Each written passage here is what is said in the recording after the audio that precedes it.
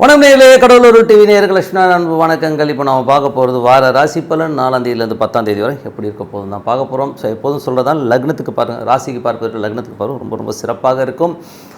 அதே மாதிரி உங்களது ஜாதக ரீதியாக தசாபுத்தி ஆந்திரங்கள் என்ன இருக்கோ அதை நோட் பண்ணி வச்சுட்டு அது பார்க்கும்போது அது ரொம்ப சிறப்பாக இருக்கிறதுக்கான ரொம்ப நல்லா இருக்குது. ஸோ இதில் ஃபஸ்ட்டு ஜென்ரல் பலன்களாக வரும், அதுக்கப்புறம் தசாபுத்திகளான பலன்களும் கொடுத்துருவோம்.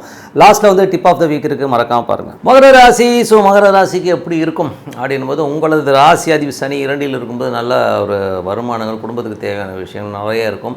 அது மட்டும் இல்லாமல் 2ஆம் அதிபதி 3ல் ராகுடைய சாரத்தில் இருக்கும்போது பின்னாடி நிறைய பேர் புரளி பேசுகிறது, கொஞ்சம் புறம் கூறுவதற்கான வாய்ப்புகள், கொஞ்சம் கவனமாக இருந்துக்கணும்.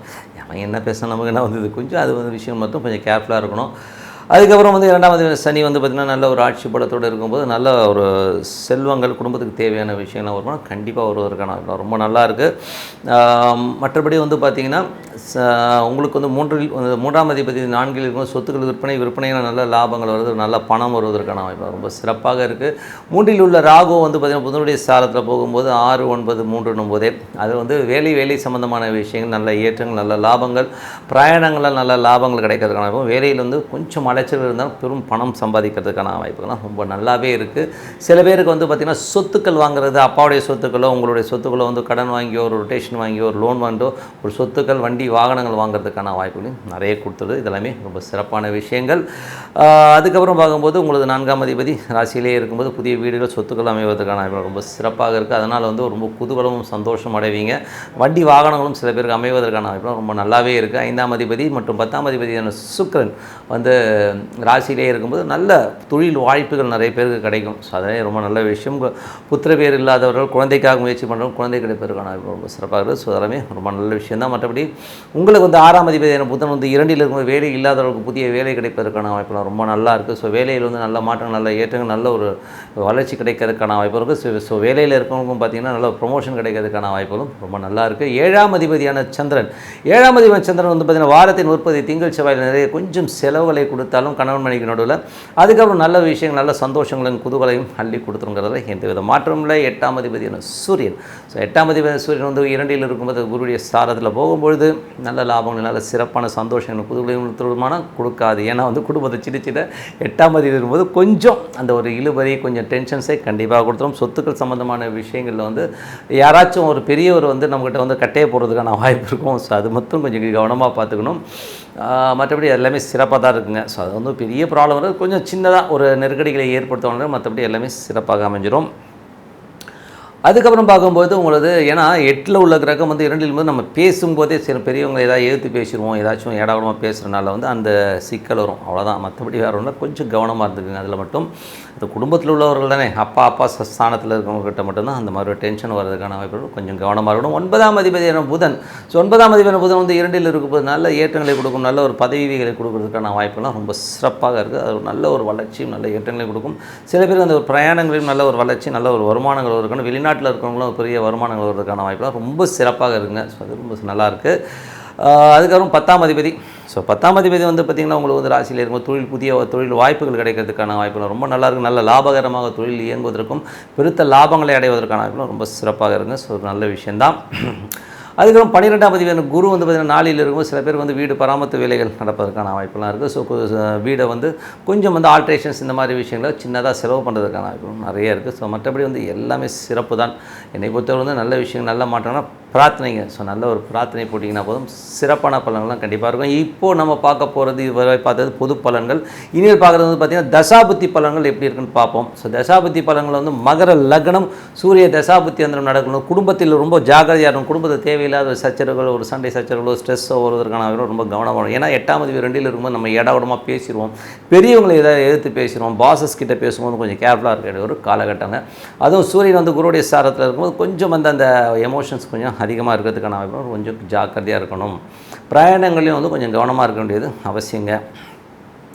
அதுக்கப்புறம் என்ன மாதிரி விஷயங்கள் போது உங்களுக்கு மகர லக்னம் சந்திர தசாபுத்தி அந்தரம் வந்து 7ஆம் அதிபதி வந்து உங்களுக்கு வந்து முதல் ஒரு 2 நாட்கள் திங்கள் செவ்வாய் வந்து கணவன் மனைவி நடுவில் கொஞ்சம் செலவு இருந்தாலும் அதுக்கப்புறம் எல்லாமே சந்தோஷமும் குதூகலமும் இருக்கிறதுக்கான ரொம்ப சிறப்பாக இருக்குது. அதுக்கப்புறம் பார்த்திங்கன்னா மகர லக்னம் செவ்வாய் தசாபுத்தி அந்தரம் நடக்கிறவங்களுக்கு எப்படி இருக்கணும், உச்சமான செவ்வாய் உங்களுக்கு புதிய சொத்துக்களையும் வருமானங்களையும் ஏற்படுத்துன்றதில் வந்து எந்தவித தயக்கமும் வேண்டாம், நல்ல ஒரு லாபங்கள் அள்ளி தருவதற்கான வாய்ப்புலாம் ரொம்ப நல்லாயிருக்கு. புதிய சொத்துக்கள் வாய்ப்புகள், சொத்துக்களால் பெரும் பணம் வர்றது, பெரும் லாபம் வருவதற்கான வாய்ப்புலாம் ரொம்ப சிறப்பாக இருக்குது.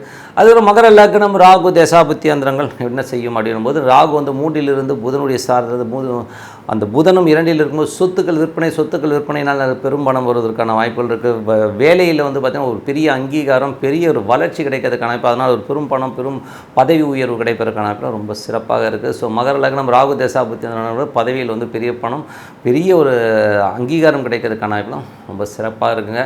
ஸோ மகர லக்னம் குரு தசாபுத்தி அந்தரம் நடக்கிறவங்களுக்கு எப்படி இருக்கும் அப்படின்னா குரு வந்து பார்த்திங்கன்னா உங்களுக்கு வந்து 4ல் உள்ள குரு வந்து பார்த்திங்கன்னா அது ஒரு சுக்கிரனுடைய சாரத்தில் போகும்போது பெரும் பணம் சம்பந்தமான விஷயங்கள் ரொம்ப சிறப்பாக இருக்கும். ஒரு சொத்துக்கள் விற்பனையாகி அதனால் பெரும் பணம் வருவதற்கான வாய்ப்புகள், தாயாருக்கும் உங்களுக்கும் ஒரு சின்னதாக வந்து கருத்து பேதங்கள் வருவதற்கான வாய்ப்புகள், அது மட்டும் கொஞ்சம் கவனமாக பார்த்துக்கணும். ஸோ அதெல்லாமே பார்த்து நடந்துக்க வேண்டிய விஷயங்கள். வண்டி வாகன விற்பனை, ரியல் எஸ்டேட் துறையில் இருக்கிறவங்களும் ரொம்ப சிறப்பாக இருக்கும். மகர லக்னம் சனி தசாபுத்தி அந்தரம் நடக்கிறவங்களுக்கு பார்த்திங்கன்னா சின்னதாக வந்து பார்த்திங்கன்னா ஒரு கலகங்கள் ஏற்படுவதற்கான வாய்ப்புகளும் ரொம்ப கவனமாக இருக்கணும்.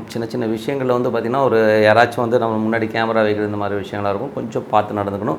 அதுக்கப்புறம் மகர லக்னம் புதன் தசாபுத்தி அந்தரம் நடக்கிறவங்களுக்கு எப்படி இருக்கணும் போது புதன் வந்து பார்த்திங்கன்னா 6, 9ஆம் அதிபதி வந்து பார்த்திங்கன்னா உங்களுக்கு வந்து 2ல் இருக்கும் புதிய வேலையில் வந்து பிரயாணங்கள் நல்ல லாபங்கள் கிடைக்கிறதுக்கான ரொம்ப சிறப்பாக இருக்குது.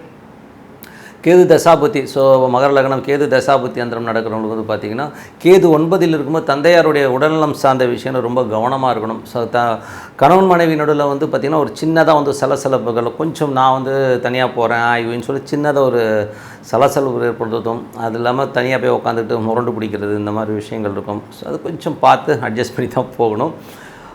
அதுக்கப்புறம் மகர லக்னம் சுக்கிர தசாபுத்தி அந்தரம் நடக்கணும். 5, 10ஆம் அதிபதி வந்து ராசியிலே இருக்கும்போது ரொம்ப சிறப்பான பலன்களை கண்டிப்பாக புதிய தொழில் வாய்ப்புகள், ஆன்மீக சுற்றுப்பயணங்கள் எல்லாமே ரொம்ப சிறப்பாக இருக்கும்.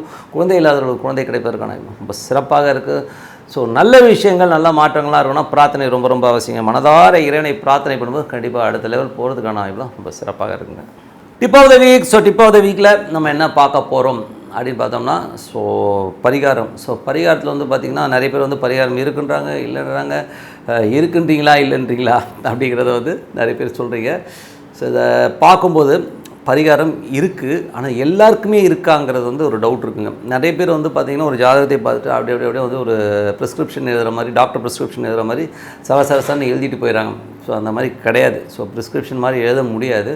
அதனால் வந்து மேஜராக என்ன பார்க்கணும் அப்படின்னும் போது ஒரு கிரகமோ ஒரு பாவமோ வந்து நம்ம வந்து ஒரு பரிகாரம் பண்ணுவோம். உதாரணத்துக்கு வந்து ஒரு 7ஆம் பாவம், 7ஆம் பாவத்துக்கான பரிகாரங்கள் போடும்போது அந்த பாவத்தில் செவ்வாயோ இல்லை அஷ்டமாதிபதியோ உட்காந்துன்னா அந்த பரிகாரம் பலிக்காதுங்க. ஸோ அது வந்து தோஷங்களை அதிகப்படுத்தணுங்கிறது தான் உண்மையான விஷயம். ஸோ அது வந்து முதல்ல மெயினாக பார்க்கணும். 8ஆம் அதிபதி மட்டும் இல்லாமல் செவ்வாயும் அங்கே உட்காந்துச்சுன்னு வைங்களேன், கண்டிப்பாக அந்த பரிகாரம் பண்ணக்கூடாதுங்க. ஸோ அந்த மாதிரி பண்ணும்போது தான் நிறைய பேர் பார்த்திங்கன்னா பரிகாரம் பண்ணிட்டு வரும்போது ஆக்சிடென்ட் ஆகுறது, வண்டி இதாகிறது, நிறைய ப்ராப்ளங்களை ஃபேஸ் பண்ணுறது இந்த மாதிரி ஜாதகங்கள் தான் பண்ணிட்டு வருதுங்க. சரிங்க, அப்படின்னா கர்மான்றது இதெல்லாம் உண்மையாங்கன்னா கண்டிப்பாக உண்மைங்க. சில கர்மாக்கள் வந்து நம்ம தீர்க்கவே முடியாது, வாழ்ந்து நம்ம அனுபவித்து தீர்க்க வேண்டிய கர்மாக்கள் தான் இதெல்லாம். ஸோ 8ஆம் அதிபதியோ செவ்வாயோ வந்து தொடர்பு இருந்ததுன்னா அவன் வந்து அனுபவித்து, இந்த பரிகாரம்லாம் கிடையாது, அது வந்து நான் அனுபவித்து தீர்க்க வேண்டிய ஒரு கர்மா தான் இல்லையா, இதுலேருந்து எஸ்கேப் ஆக முடியாதுன்றது தான் உண்மையான விஷயம். அப்போது இதுக்கான ரெமெடி எப்படி இருக்குது அப்படின்னு சொல்லும்போது கர்மா தாங்க. ஸோ கர்மா தியரியில் வந்து சில விஷயங்கள் பண்ணலாம். இது வந்து எப்படின்னா பிரார்த்தனை. ஸோ நல்ல ஒரு பிரார்த்தனை பண்ணும்போது பார்த்திங்கன்னா உங்களுக்கு வந்து அந்த கர்மா வந்து ஃப்ரீ ஆகுங்க. ஸோ அது ஒரு விஷயம். 2வது விஷயம் வந்து பார்த்திங்கன்னா இப்போ உதாரணத்துக்கு சொல்லப்போனால் நம்ம பிறக்கும்போது ஒருத்தர் வந்து சந்திரன் வந்து அஸ்வதி நட்சத்திரத்தில் வந்து ஒருத்தர் பிறந்திருக்காரு. ஸோ அவருடைய கர்மா என்னென்னு பார்த்தீங்கன்னா சூரியனுடைய கர்மா வருது. ஸோ சூரியனுடைய கர்மானும் போது நீங்கள் அவர் அந்த அஸ்வதி நட்சத்திரத்தில் பிறந்தவர்களுடைய நீங்கள் லைஃப் எடுத்து பார்த்தீங்கன்னா தந்தையால் வந்து பெருசாக பாதிக்கப்பட்டிருப்பாங்க. எதுக்கு சொல்கிறேன், இந்த உதாரணத்துக்காக சொன்னேன். தந்தையினால் அதிகமாக பாதிக்கப்பட்டவர்களாக தான் கண்டிப்பாக இருப்பாங்க. அதே மாதிரி வந்து பார்த்திங்கன்னா, ஏன்னா அந்த சூரியன் பாவம் வந்து கர்மாவாக வரும்போது அந்த ஏதாவது ஒரு ரூபத்தில் அப்பா ரொம்ப பாசமானவர் தான் இருந்திருப்பார், ஆனால் அந்த பாசமே இவங்களை வந்து கண்டிப்பாக வந்து கவுத்து விட்ருக்கும். ஒரு லெவலில் வந்து அவங்க சொல்லியிருப்பாங்க, அப்பா உன்னால் தான்ப்பா நான் ரொம்ப கஷ்டப்பட்டேன் அப்படிங்கிற லெவலில் கொண்டு வந்து விட்ருங்க. அது ஒரு விஷயம். அதுக்கப்புறம் பார்த்திங்கன்னா யாரெல்லாம் அஸ்வதி நட்சத்திரத்தில் இருக்கணும் நிறைய அபார்ட் இருக்கும் அந்த ஃபேமிலியில். ஸோ அஸ்வதி நட்சத்திரத்தில் இருக்கவங்களுடைய அஸ்வதி நட்சத்திரம்னும் போதே கண்டிப்பாக வந்து அஸ்வதியாக இருந்தாலும் சரி அஸ்வினி ரெண்டுமே ஒன்று தான் சொல்கிறேன்.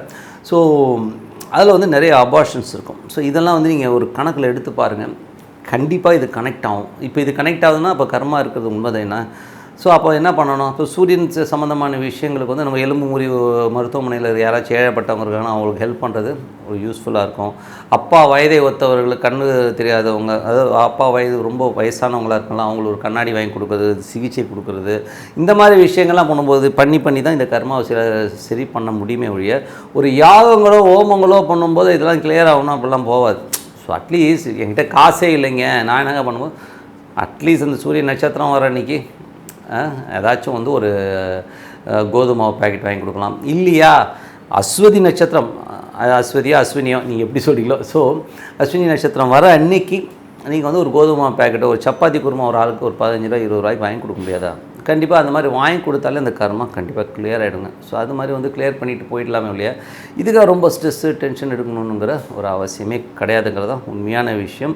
ஸோ அதனால் வந்து பரிகாரம் வந்து எல்லாத்துக்குமே கிடையாதுங்கிறத மைண்டில் வச்சுங்க. கர்மாவுக்கு வந்து இருக்கானா கர்மாவுக்கு இருக்குது, அந்த கர்மா வந்து எப்படி தீர்க்கணும் இப்படி தான் தீர்த்துட்டு வர முடியும் இல்லையா.